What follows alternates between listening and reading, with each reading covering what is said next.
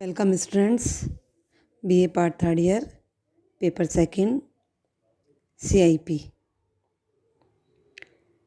इसमें हम पिछले लेक्चर में श्री अरविंदो के इंटीग्रल योग पर चर्चा कर रहे थे।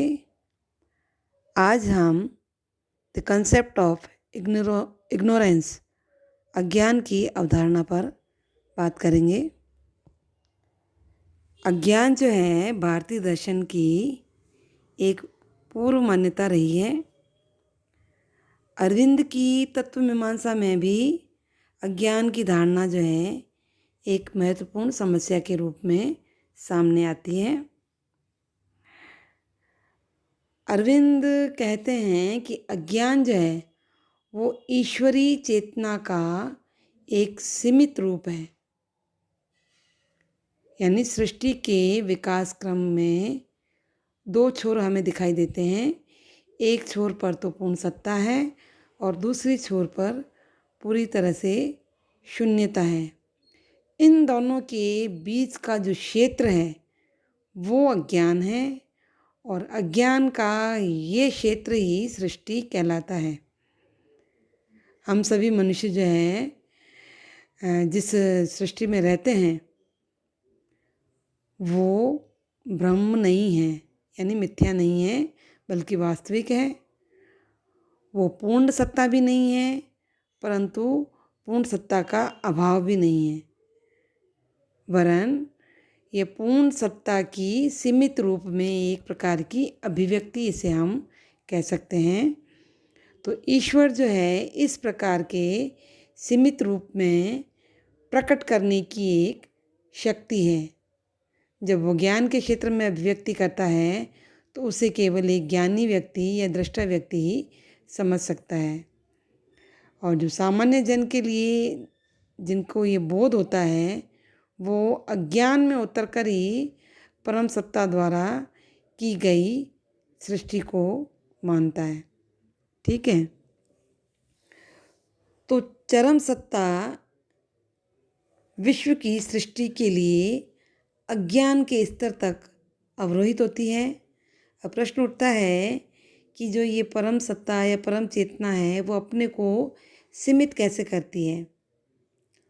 परम सत्ता केवल शुद्ध चेतना ही नहीं है, बल्कि वो एक शुद्ध शक्ति भी है जो अपने को अलग अलग रूपों में संसार में अभिव्यक्त करती है। विश्व की सृष्टि जो है वो तपस के द्वारा संभव है, जैसा कि वेदों ने माना है। तपस का अर्थ होता है गर्मी।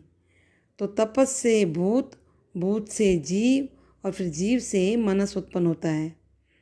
तो परम सत्ता जो है वो स्वतः प्रकाशमान है, या अपने आप ही वो प्रकाशित होती है। इसका अज्ञान से कोई संबंध नहीं होता। अरविंद कहते हैं कि अज्ञान जो है वो सुपर माइंड के स्तर पर नहीं रहता है। अज्ञान कोई मौलिक सिद्धांत नहीं है। सिद्ध शक्ति की जो क्रियाशीलता है उस क्रियाशीलता के कारण ही एक स्तर पर अज्ञान का अभ्युदय होता है। तो अरविंद के अनुसार अज्ञान जो है मनस के स्तर पर अभ्युदित होता है। सुपर माइंड और माइंड के बीच कई कड़ियाँ हैं। तो अज्ञान का अभ्युदय जो है ओवर माइंड से शुरू होता है। चेतन शक्ति जब अवरोहित होती है तो हर क्रमिक स्तर से चेतना जो है धीरे धीरे लुप्त होती जाती है और मनस के स्तर पर आकर वह अज्ञान का रूप धारण कर लेती है। तो अरविंद ने यहाँ अज्ञान को ज्ञान का विरोधी नहीं माना। ज्ञान और अज्ञान अलग हैं, परंतु एक दूसरे के पूरक हैं, न कि विरोधी हैं। अज्ञान जो वो एक प्रकार का सीमित ज्ञान है जो तत्व के सत्य रूप का ज्ञान न दे करके उसके असत्य रूप का ज्ञान हमें देता है। ठीक है, तो इस तरह से अज्ञान के संबंध में जो चर्चा हम कर रहे हैं वो भारतीय दर्शन में अद्वैत वेदांत के स्तर पर जब आते हैं तो वहाँ ज्ञान और अज्ञान का विरोध साफ दिखाई देता है। शंकर कहते हैं कि ज्ञान जो है वो प्रकाश स्वरूप है और अज्ञान जो है वो अंधकार स्वरूप है। और अज्ञान या अविद्या को शंकराचार्य ने भ्रम या मिथ्या भी बताया है, जिसे व्यावहारिक दृष्टिकोण से सत्य माना गया है लेकिन पारमार्थिक दृष्टिकोण से असत्य माना गया है, जैसा कि आप सभी जानते हैं। अरविंद कहते हैं कि अज्ञान को यदि हम ज्ञान से अलग समझने लगेंगे या विपरीत समझने लगेंगे तो एक तरह से तार्किक दोष उत्पन्न हो जाएगा, और यह जो तार्किक दोष है वो एकवाद के स्वरूप को प्रभावित भी करेगा। और फिर समस्या क्या खड़ी होगी कि अज्ञान का स्रोत क्या है। इसलिए अरविंद कहते हैं कि सही दृष्टि को सामने रखने के लिए ज़रूरी है कि अज्ञान को भी ज्ञान का ही एक प्रकार समझा जाए। तो हम कह सकते हैं कि ज्ञान का जो विचार है एक श्रृंखला का विचार है, और संपूर्ण ज्ञान जो है वो एब्सल्यूट यानी चरम सत्ता का ज्ञान है। विश्व का ज्ञान जो है कभी भी पूर्ण नहीं कहला सकता। संपूर्ण ज्ञान की दृष्टि से जो विश्व जो है, जो विश्व का जो एक ज्ञान है वो एक तरह का अज्ञान ही है। क्यों? क्योंकि इससे पूर्ण ज्ञान प्राप्त हमें नहीं होता है। पूर्ण ज्ञान के संदर्भ में सभी तरह का जो ज्ञान है वो अज्ञान ही कहलाएगा। अरविंद कहते हैं कि विकास क्रम में अज्ञान से हम आगे बढ़ते हैं ज्ञान की ओर। विकास का अर्थ ही है अज्ञान का ज्ञान की ओर विकास। अरविंद की मौलिकता इस बात में है कि अज्ञान और ज्ञान को उन्होंने दो विरोधात्मक सिद्धांत न मान करके एक सिद्धांत माना। और भारतीय दार्शनिकों की इन्होंने इस संबंध में आलोचना भी की कि उन लोगों ने ज्ञान और अज्ञान को दो विरोधी सिद्धांत माना है। इसलिए अरविंद कहते हैं कि जो एक दृष्टि से ज्ञान कहा जा सकता है वह दूसरे दृष्टिकोण से अज्ञान बन जाता है। ठीक है, तो इस प्रकार अरविंद ने अविद्या को भी दैविक शक्ति का ही एक अंग माना है।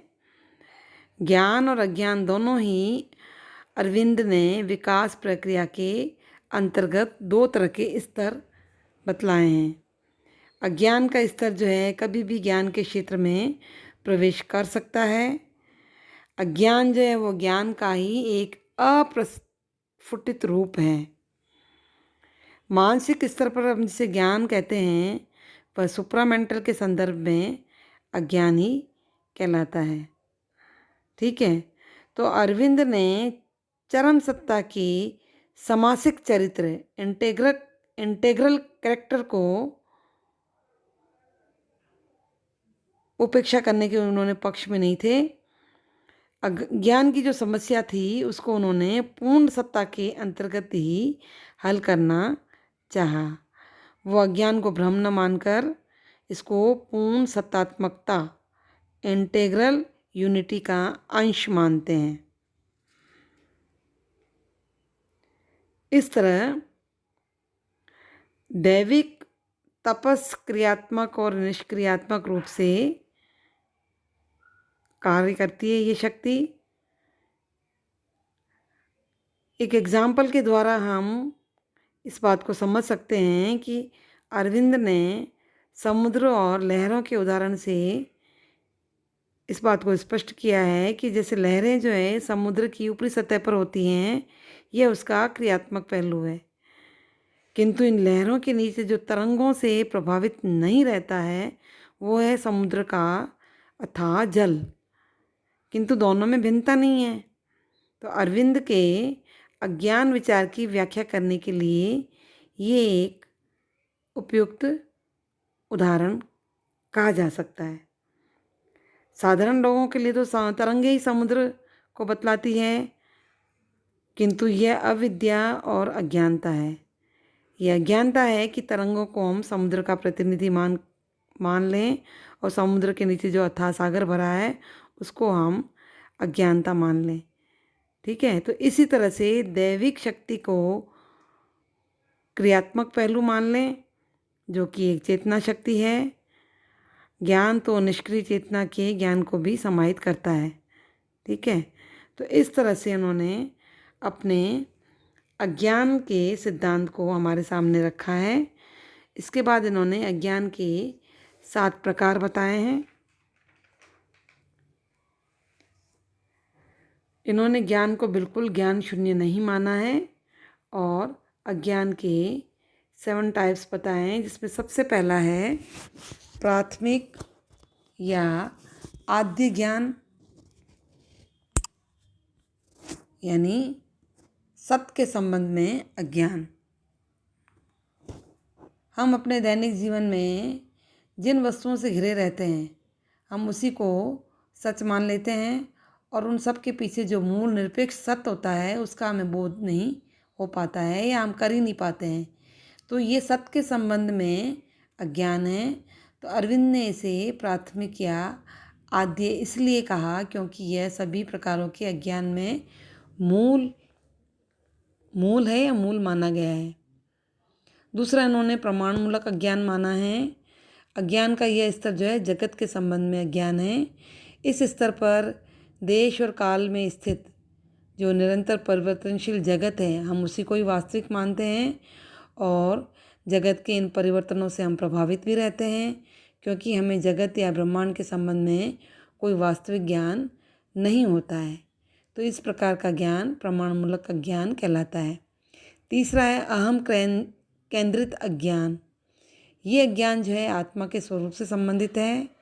हम अपने शरीर रूप जिसमें मैं का भाव है उसी को ही हम अपनी वास्तविक आत्मा समझ बैठते हैं।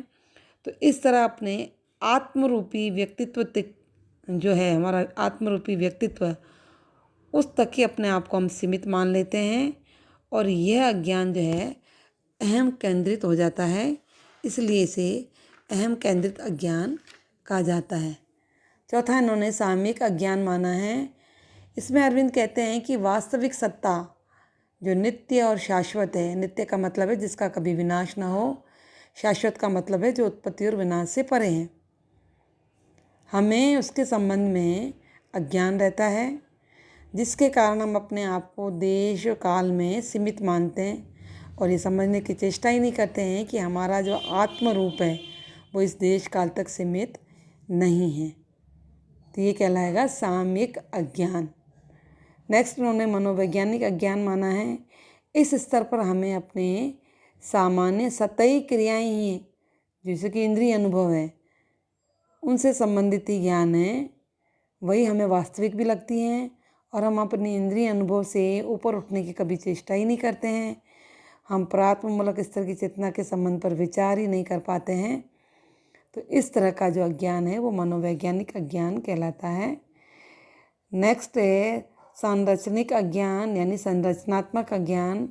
इसमें अरविंद कहते हैं कि अज्ञान का ऐसा भी एक रूप है कि हम अपने जीवन को उसकी वास्तविक संरचना में देख ही नहीं पाते हैं।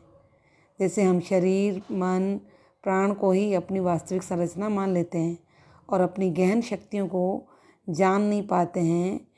तो यह जो अज्ञान है सांरचनिक अज्ञान कहलाएगा। लास्ट उन्होंने व्यावहारिक अज्ञान की बात कही है।